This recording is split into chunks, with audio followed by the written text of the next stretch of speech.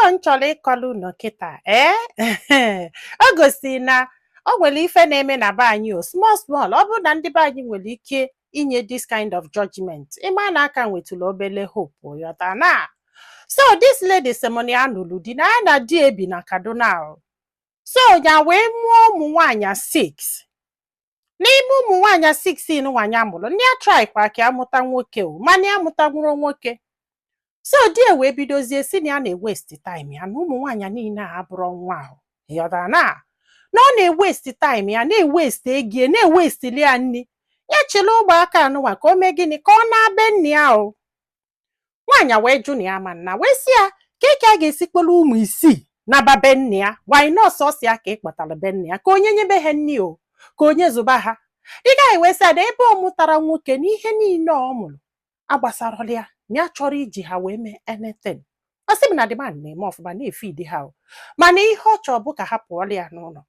ya wee sị demand ya ha yatara ya na ụmụ ya ụlọ ka ọ kwụkwọ ụgwọ ụlọ ma ọ bụrụ na ọ chọọ ka a pụọla ya n'ụlọ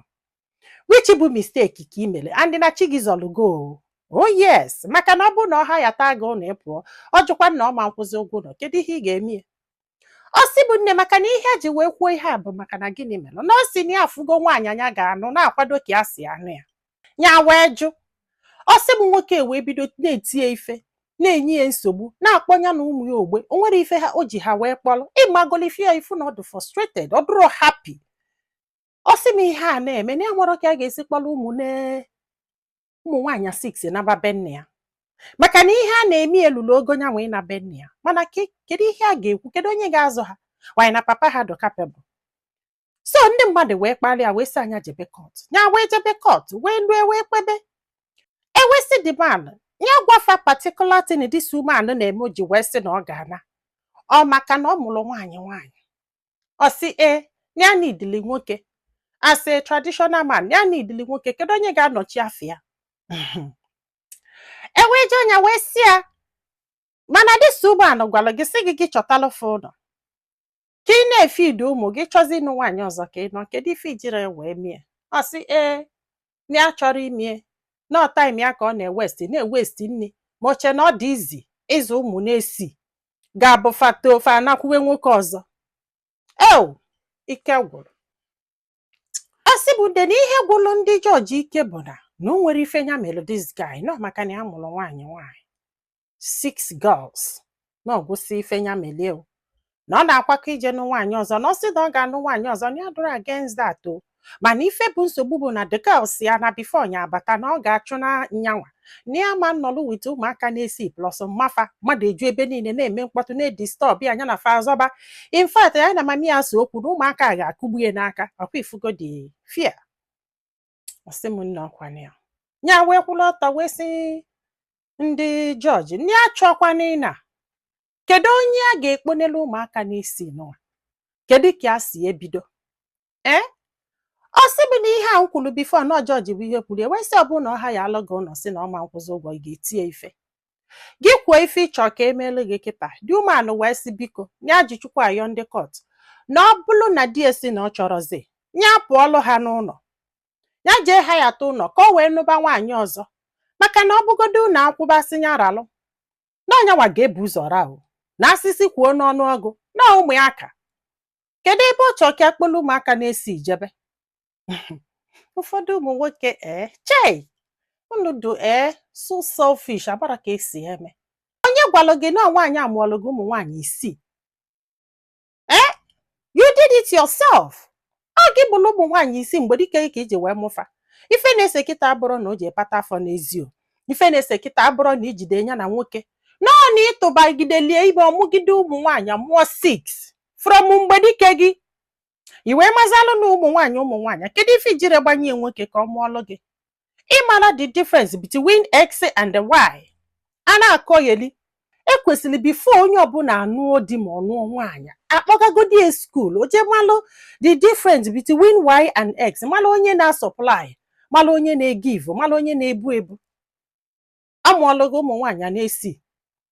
o wee duha oke isi nwaanyị akpọrọ ụmụ nwaanyị na-esi ka ọ nakwube nne ya na nne ya mere gị gịnị na o kebere gị nwa ya nne ya okedoro gị ekedo mgbe ị na-abịa ime gị ọ nne ya fụtalụ gị nwa ya i wee nụbịa ana akoyeli osibu nne to her greatest surprise o George wee sị ya yes n'ife nwaanyị akwụrụ ka fa kwụrụ ya na ọ bụ na ọ chị ịnụ nwaanyị ọzọ ga-amụtali ya nwoke ya jee ha ya apartment. After all no afọ do big enough for this woman and the 6 kids na nwaanyị afọ ị na-achọ ịnụ adụbedi ime m ya fọzala ịmụ nwa na ọ ka mma na ije ha ya apartment ọmụbazia nwa ịghọta kịta ọmụluo 6 mụzia nke 7 nwaanyị ewee pụọlụ gị n'ụlọ jebezie na apartment gịnị a na-aba batazia n'ụlọ nwoke si what asị ya yes ịma na ụfọdụ ndị anọ n'ime village fa ghọtasịrọ ịghọtara na ọ bụgodu na fa nọrọ n'ime village ị ga-agị na court or idoghị enlighten you will not understand. Uche bụ na abịara na court maka na nwoke ka ọ bụ na ọkpụ amụ asị nwaanyị a ngwachiri ụmụ na-esi ka ị nakwube nna gị na-apụ ala ife ọ na-eme gị n'isi ị ga-eji chịpụta nwaanyị ụmụ na-esi isi anya na babe nne ya na kpọrọ ụmụ ya ahụ wee naba ka ị wee nụọ nwaanyị ọzọ di ya yọba biko asị ya na ọbara ụlọ na ị na-ayọ biko. In fact na facho dị sef ka ịnụ nwaanyị ọzọ na that house na ịma nnụ nwaanyị ọzọ na that house ịchọ ịnụ nwaanyị ọzọ jee hayata apartment ka ime gịnị ka ịnụ nwaanyị ọzọ after all not ka ụnụ dị o nwere ebe ya na-eje ya kwechụlụba aka wee na in fact na fa gwali ego na ọ ga na-enye every month. Ha wee jụọ ya si ya ma ọ chọrọ ka di ya na-enye the money ka ọ na-eweta na court ya wee bebe akwasị ha na omego kịta 2 years ọ dị enyezi ego na ọbọsịsọli o weta bọsịsọli ya ma ewetara maka na ya mụrụ nwaanyị ya na-ewetazie na court. Ndị court wee sị na ọ ga na-ewetazie na court a na-enyezi nwaanyị wee na-azụ ụmụaka n'isi nwa ọ chọrọ ịnụ nwaanyị ya jee chọọ apartment ebe ọ ga-anụ nwaanyị. Unu ekweta nọ na Naija ka ihe amị na Kaduna etikete ebu mkpu si a what ọ sị m yes nsị a na I need to share this ife ọbụla ị na-eme n'ụwa bifo ijebe na-ekpe ekpele ka ị nweta ezigbo mmadụ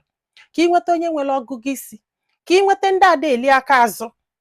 I'm telling you so na ọ bụrụ na etu ka o si wee mee